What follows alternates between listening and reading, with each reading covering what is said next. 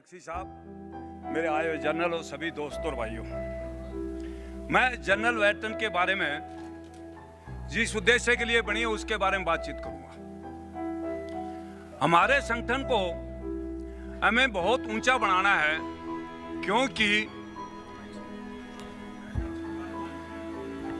हमारे यहां सबसे बड़ी समस्या देशद्रोहियों की है, राष्ट्र को बचाने की है। हम कहते हैं आजादी चाहिए। अरे कौन कहता आजादी नहीं चाहिए? आजादी होनी चाहिए, बोलने की आजादी होनी चाहिए, ये हमारा मौलिक अधिकार है, संवैधानिक अधिकार है। लेकिन आजादी में क्या होना चाहिए? हिंदुस्तान मुर्दाबाद, पाकिस्तान जिंदाबाद, ये कौन सी आजादी है? आप बताएंगे? ये आजादी नहीं है, ये देशद्रोही का काम। हमारे कुछ बुद्धिजीवी जो प्रोफेसर हैं, वर्ल्ड की नंबर इंस्टीट्यूट है जवाहरलाल नेहरू इंस्टीट्यूट, उसके अंदर असामाजिक तत्व है, मैं उनको पागल की संज्ञा दूंगा, जिसको बोलते हैं मनोरोगी चिकित्सक। आपने पिछले देखो सुना होगा, वहां का एक बहुत बड़ी प्रोफेसर लेडीज जो 1.5 लाख रुपया तनख्वाह लेती है, कहती है आसाम को आजाद होना चाहिए, त्रिपुरा को आजाद होना चाहिए। अरे तो यही कह दो ना कि कश्मीर पाकिस्तान को दे दो, आसाम चाइना को दे दो और मद्रास लंका को दे दो। अरे क्या देश की दुर्भावना है, दुर्भाग्य है ऐसे आदमी पोस्ट के ऊपर। आप फौजी जानते हो, लालू यादव, करप्शन, मायावती, जयललिता, आज तक किसी पॉलिटिशियन को सजा हुई है? कन्हैयालाल ने स्टेटमेंट दी, फौजी जेंट के अंदर फौजी रेप करते हैं। मैं एक फौजी हूं, वार्ड डिसेबल हूं। क्या आप जानते हैं जनरल साहब यहां बैठे हैं, यदि फौजी किसी लड़की को छेड़ता है, 1 हफ्ते के अंदर उसका कोर्ट मार्शल होता है। 1 हफ्ते के अंदर जिनको जन्म लेकर जवानी में गुंडागर्दी करके बदमाशी, रेप, डकैती करते हैं, वो मर जाते हैं, उनको सजा नहीं होती। लेकिन फौजी को 1 हफ्ते के अंदर कोर्ट मार्शल होता है। उस फौजियों के बारे में ये भाषण देना, और उस भाषण को सबसे ज्यादा एंटी मीडिया, टोटल मीडिया की बात नहीं करता हूं, एंटी मीडिया, कुछ मीडिया वालों ने कसम खाई है, कन्हैयालाल की भाषा बोली उसका तो विरोध नहीं करेंगे, वो हमारे फौजी का विरोध करेंगे। फौजी ने जेएनके में गोली चला दी। अरे फौजी ने गोली क्यों चलाई? फौजी पर पत्थर किसने मारा? उसके सिर में लठ किसने मारा? वो न मानव अधिकार आयोग को दिखाई देता है, न अपोजिशन को दिखाई देता है, न मीडिया वालों को दिखाई देता है। जी न्यूज को कुछ टीवी वाले हैं जो अकलियत लाते हैं, असलियत लाते हैं। हमने इंडिया गेट से जुलूस निकाला जब हम जेएनयू के अंदर गए। हमारे यहां इतनी देशद्रोही हो चुकी है, मीडिया, मानव अधिकार आयोग और आजादी। अरे आजादी का मतलब समझते हैं? मीरा भाई इतनी बड़ी भगत हुई, उसको कहेंगे आजादी के नाम पर? मैं कोई वैसा कहूंगा? हमारी फौजियों की विधवाओं की हालत देखो, 1962 और 65-71 में जितनी विधवाएं थी, उनकी 28 और 22 साल की उम्र में विधवा होती, दूसरी शादी करने में पेंशन होती थी। भगवान की दी हुई चीज को भी हमारी सैनिकों की विधवा ने उस चीज को देखा, उसके बारे में भी बकवास करते हैं। इसलिए मैं वेटरन इंडिया से कहूंगा कि जैसे एक तहसीलदार होता है, तहसील पे एक एसडीएम होता है, जिले में जिलाधीश होता है, स्टेट में होता है, इसी तरह टोटल मिलिट्री फोर्स को कल जनरल बख्शी साहब ने कहा था इसी के ऊपर। उनके साथ मैं स्टूडियो में जाता हूं, वो बोलते हैं, उनका खून उबलता है, वो रोते हैं। मैं भी स्टूडियो में रोया था, कुछ बातें बर्दाश्त नहीं होती हमसे।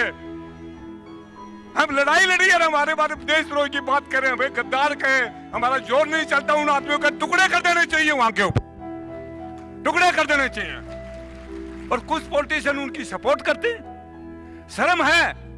अरे तुम नीति की आलोचना करो, बेरोजगारी की आलोचना करो, आर्थिक नीति की करो, किसान के ऊपर करो, अपनी पार्टी बनाओ, चुनाव में हराओ, चुनाव में जिताओ। सरकार आती रहती, सरकार जाती रहती, आज बीजेपी की है, कल कांग्रेस की है, परसों और पार्टी की, और पार्टी की। अरे राष्ट्र तो आपका है, जननी और जन्मभूमि ये हमारी मां है, इससे बड़ी कोई चीज नहीं है। मैं बख्शी जी की बात वो दोबारा फिर दोहरा रहा हूं।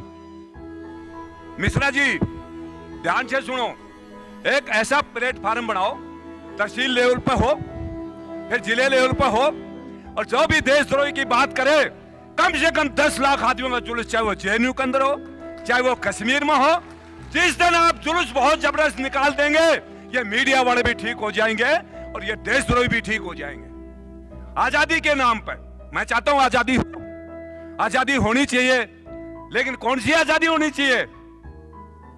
पद्मिनी के बारे में हम पिक्चर बना रहे हैं, आजादी होनी चाहिए। अरे मेरी कोई जुबान बेटी है, उसको कल कहेगा मैं इसको वेश्या का पर्दे में दिखाऊंगा, आजादी होनी चाहिए। ये किस चीज की आजादी है? ये कोई आजादी नहीं है। हमारी संस्कृति को तोड़ना मरोड़ना। कुछ आदमियों ने कसम खा रखी, हमने इस देश को टुकड़ा करना है, इस देश की संस्कृति को नष्ट करना है, इसकी सभ्यता को नष्ट करना है।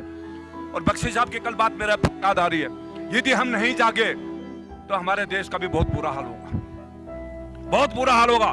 टीवी खोलो, 70% मीडिया वाले और अखबार वाले, 30% बहुत बढ़िया है, राष्ट्रीय भावना लिखते हैं, पंजाब केसरी लिखता है, सबकी चमड़ी उतारता है, मुझे बहुत अच्छा लगता है। मैं अश्विनी कुमार किरण जी से मिला हूं, कुछ मीडिया वाले भी हैं, लेकिन इन सब का दिमाग ठिकाना लाना है।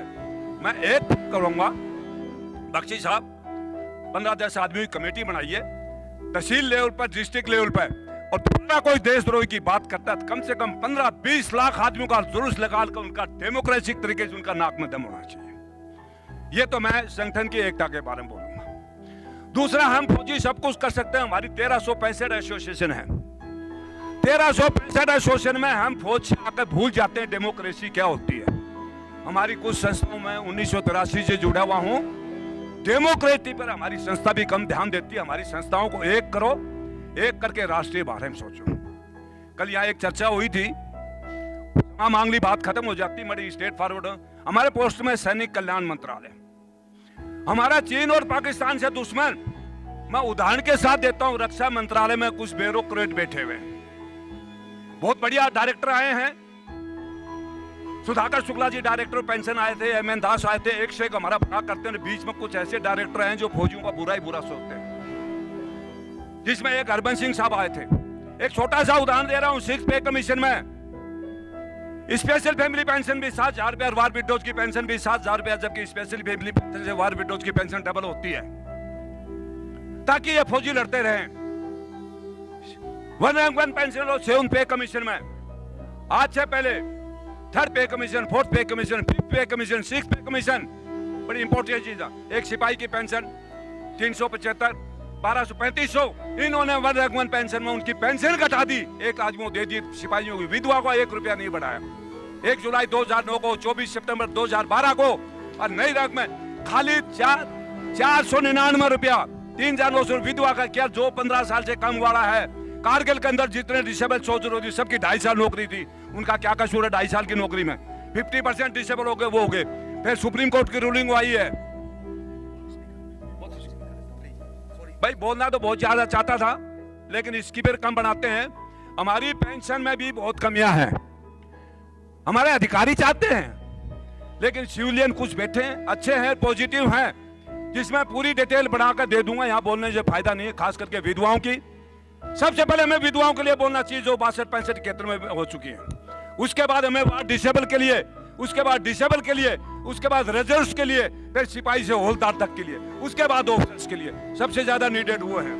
समय कम है, बहुत कुछ बोलने का इरादा था, सुप्रीम कोर्ट, हाई कोर्ट की बहुत रूलिंग बतानी थी, लेकिन एक बात फिर कहूंगा मैं, संगठन सारी संस्थाओं को जोड़कर देशद्रोहियों के खिलाफ जबरदस्त संगठन बनाओ, और ऐसा संगठन बनाओ का कोई भी देशद्रोही की, चाहे वो मीडिया वाला हो, चाहे वो जेएनयू का हो, चाहे वो कहीं भी हो, ऐसा जुलूस निकाला जाएगा जिंदगी के अंदर उसको पूरी रात नींद नहीं आ रही, उसकी दिमाग की नस पड़ जाए। हमने ये देश बचाना है। जय हिंद।